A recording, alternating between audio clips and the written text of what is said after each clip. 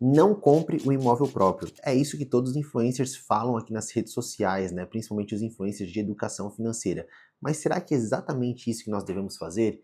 Né? É sobre isso que a gente vai falar no vídeo de hoje. Pessoal, vamos lá. Antes de mais nada, esse não vai ser um vídeo que eu vou trazer contas mirabolantes, falar, trazer planilha de Excel e botar, olha, compensa mais locar ou compensa mais comprar. Vai ser um vídeo que eu vou trazer de uma maneira muito simples, né, um racional muito simples para vocês, né, do ponto de vista emocional e do ponto de vista lógico também, obviamente, e financeiro, mas sem precisar fazer contas mirabolantes, tá? Então vocês vão ver no decorrer do vídeo que vai ser algo bem simplista, sem precisar ficar abrindo cálculo de inflação desde quando começou o plano real, média de aluguéis no estado de... Cara, sem essa bullshitagem, vai ser um negócio bem de boa. Então vamos lá. Primeiro de tudo, pessoal, primeiro ponto que você deve analisar é que fase da vida você está. Você hoje tem um trabalho que você está consolidado no seu trabalho, ou você está começando a dar os primeiros passos financeiros, né? Poxa, eu estou saindo da casa dos meus pais, né? Estou começando a crescer na carreira, né? Então isso, né, interfere muito se você vai tomar a decisão de comprar ou de alugar. Por quê? Uma pessoa que já tem um trabalho consolidado, já está constituindo família, já está com reservas financeiras, né, interessantes, essa pessoa ela pode se dar o luxo de começar a olhar para o imóvel próprio, independente do ponto de vista financeiro, né? Ah, compensa ou não? Estou falando do ponto de vista de carreira. A pessoa que está começando a carreira, que ainda não tem reservas, está começando a formar reserva de emergência, né, tá no primeiro trabalho, acabou de sair do primeiro trabalho, foi promovido, está em ascensão na carreira, essa pessoa tem que ponderar a questão do imóvel próprio. Por quê? A partir do momento que você compra um imóvel, você fica engessado, né? Poxa, vamos supor que você comprou um imóvel na cidade atual. Aí vem uma proposta de um trabalho para você ganhar o dobro em outra cidade, ou ganhar, sei lá, 30% a mais em outra cidade. Poxa, você acabou de adquirir um imóvel próprio, mas se você sair desse imóvel, talvez você não consiga alocar ele com facilidade, ele vai te ficar gerando custo. E aí isso pode atrapalhar um pouco essa flexibilidade que você tem com a locação, né? Você locando, cara, às vezes você pede para sair, paga as multas que tem que pagar se não deu o prazo, né, de locação, e você mete o pé, você entendeu? E isso não serve só para uma cidade ou para outra. Se você mora numa grande cidade como São Paulo, que tem Zona Sul e Zona Norte, às vezes você mora na Zona Sul e acha um trabalho na Zona Norte, às vezes faz muito mais sentido você mudar para a Zona Norte do que você cruzar a cidade todos os dias e passar um bocado de tempo em transporte público, enfim, né? Ou no seu próprio automóvel, né?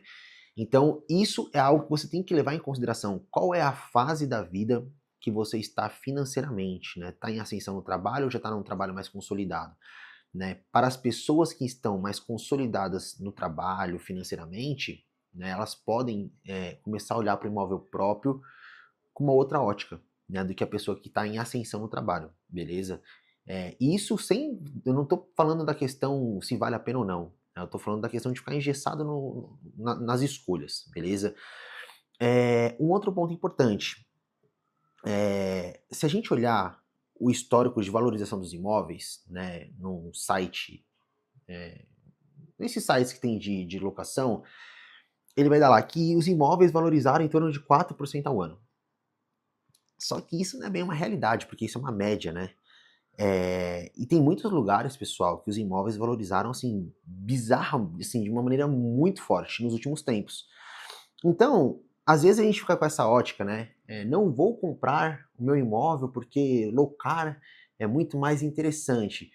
Imagina o cara que deixou de comprar um imóvel em Pinheiros há 7 anos atrás, porque era mais interessante locar, se ele fosse comprar hoje. Tô falando Pinheiros em São Paulo, né? Um bairro.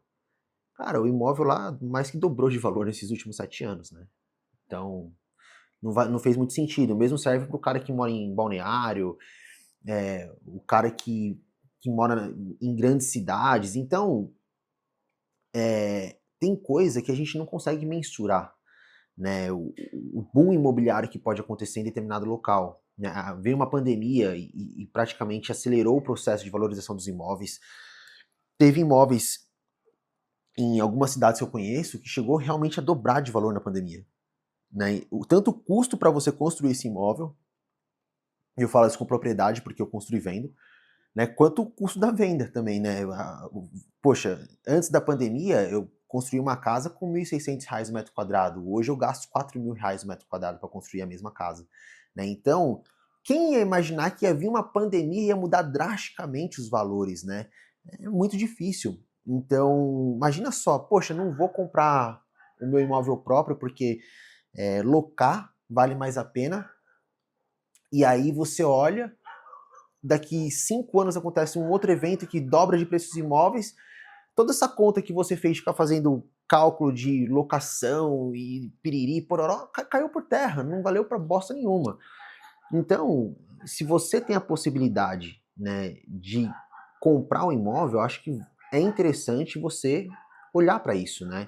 Mais uma vez, se você está consolidado no seu trabalho, se você tem boas reservas, e não é porque você vai comprar um imóvel próprio que você vai sair que nem louco comprando qualquer imóvel, né? Você tem que negociar preço, né? Se preparar para essa compra, para que essa compra tenha o menor impacto possível, né, na sua vida financeira, né? Se você for fazer um financiamento, né, que a parcela desse financiamento não tenha um peso maior de 30% no seu orçamento doméstico, né, que os custos desse imóvel, na verdade, não só do financiamento, mas que os custos do financiamento, né, do condomínio se tiver e etc, não passe de 30 a 40% do seu orçamento total, né, para que você não fique extremamente engessado, né, com o item habitação, né? Eu gosto de até 30, 35% do item habitação dedicar para essa parte, né? Não necessariamente precisa chegar nos 35%, né? Mas, poxa, a minha casa própria é um lugar que traz qualidade de vida, a minha casa própria é um lugar que vai me ajudar a tirar uma descompressão da rotina, me trazer uma motivação para trabalhar muito maior, né? Então, nesse cenário, você pode ter uma parcela do seu orçamento maior em habitação e pode fazer total sentido para você ter lá 40% de habitação na parte no seu orçamento em habitação, entendeu? Então, olhando por esse ponto, eu acho que pode fazer muito sentido. Uma outra questão, né? Quando a gente olha para o Brasil é um país com um histórico de inflação muito alto, né? Se você ficar locando para o resto da vida, né, a inflação ela só tende a aumentar, né? Principalmente com tudo que vem acontecendo, né, em relação a gastos de governo e etc. Então, olhando para isso, se você só fica locando, locando, locando, o valor da locação ela tende a ser reajustada pela inflação e dependendo do lugar que você estiver, se for um lugar que está tendo uma valorização muito grande, essa correção dos aluguéis ela pode ser maior do que a inflação. E isso trazer um impacto muito grande no seu orçamento, né? E aí isso acabar engessando o seu orçamento com o tempo. E aí você ser obrigado a dar um downgrade, né? Você ir para um lugar mais barato para a máquina de lavar acabou de terminar aqui, peço desculpa aí para vocês.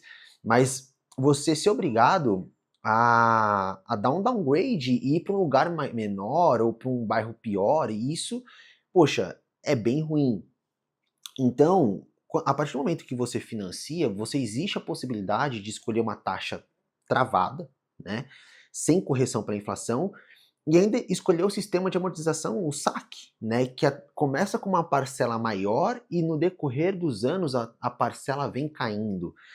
E isso ajuda muito na parte de planejamento financeiro, porque ao invés de você ter um item que vai corrigindo e vai crescendo anualmente, você vai ter um item que ele vai caindo, né, e vai reduzindo anualmente, liberando mais espaço no seu planejamento financeiro para você fazer mais coisas com o seu dinheiro, seja ele aportar no mercado financeiro, seja ele investir em outro negócio, né? Então, olhando por esse ponto de vista, acaba sendo extremamente interessante, né? Você olhar para o imóvel próprio, principalmente se você conseguir financiar ele e travar ele numa taxa fixa com uma tabela saque, porque aí ela começa com uma parcela maior e no decorrer do tempo você vai pagando menos, né? Então acaba sendo extremamente interessante. Então, olhando para todos esses fatores, pessoal, sem precisar fazer contas mirabolantes, né? eu acho que faz muito sentido você buscar o imóvel próprio. Eu sei que vai ter muita gente que vai falar assim, mas o imóvel custa R$ 500.000 e eu consigo locar ele por R$ 2.000 por mês, isso equivale a 0,4% do valor da locação e esses R$ 500.000 eu deixo o dinheiro investido. Mas eu não estou pedindo para você sacar o dinheiro do investimento e comprar ele à vista, né? Você pode negociar esse imóvel é, fazendo ele financiado, né? E você não precisa exatamente comprar esse imóvel. Você pode buscar um imóvel que tenha uma rentabilidade melhor na parte de locação. Tem a questão dos valores dos imóveis crescerem ao longo do tempo, né? E tem a questão também do financiamento, que a taxa vai caindo, né? O valor da parcela vai caindo, não a taxa, desculpa, o valor da parcela vai caindo, né? Pela tabela saque, e o valor do aluguel hoje, de um imóvel de 500 mil que está 2 mil, que vai ser corrigido para a inflação, né? Daqui X tanto tempo, esse imóvel pode estar com um valor muito mais alto de aluguel, né? E o valor do imóvel também pode estar muito mais alto que 500 mil, né? Que nem eu falei para vocês no começo do vídeo. Imagina o cara que teve essa mentalidade com um imóvel lá em Pinheiros, um imóvel próximo ao Itaim Bibi, em São Paulo, né? Vila Nova Conceição. Porra, o cara mais que dobrou o capital dele, você entendeu? Então, assim, às vezes essa matemática do valor, do dividend yield do imóvel, digamos assim, né? O valor do imóvel e o quanto ele vai te render, às vezes essa matemática não é muito correta de ser feita, porque tem outras variáveis que impactam na precificação que as pessoas não colocam na conta. Né? E se o imóvel dobra de valor em 8 anos, que nem a gente viu muitos imóveis acontecendo isso, né? Toda essa continha que você fez do imóvel de 500 mil que está sendo locado por 2 mil não vale a pena, caiu por terra. E valeu muito a pena a pessoa que comprou e fez muito dinheiro. Então, sem precisar fazer cálculos mirabolantes, trazer Excel, trazer não sei o que, cara, se você tem a possibilidade, eu acho que vale a pena você olhar para isso. Se você tá no começo da carreira, né, talvez engessar a sua tomada de decisão, né, a sua flexibilidade no imóvel próprio pode não ser muito interessante.